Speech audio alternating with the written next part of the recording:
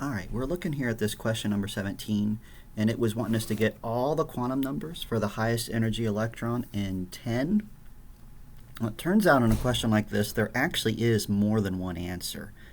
The only thing I know for certain about the highest energy electron in 10 is the actual first two quantum numbers, the n and the l. We'll show you how I came up with the m sub l and the m sub s, but it turns out for both those, there's more than one answer. All right, so to get the n on any atom and for the highest energy, what we're going to do is looking at the periodic table, we're going to essentially find the atom we're looking for, which is right here, number 50, 10. And since it is in the p block, and that's this whole section over here is the p block, we essentially count down from where it is. So this is the top row, 1, 2, 3, 4, 5. So it's in the 5 level, so the n equals 5.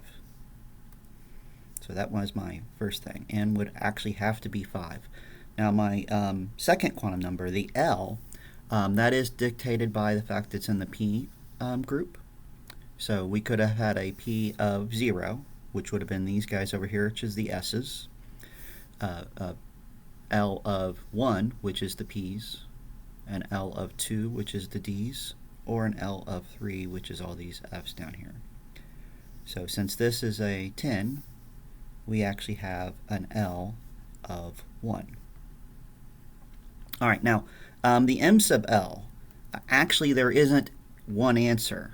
Because we are in an L level, there are 3 possible L's. You can go from -1 to 0 to +1, and all of those would have been acceptable.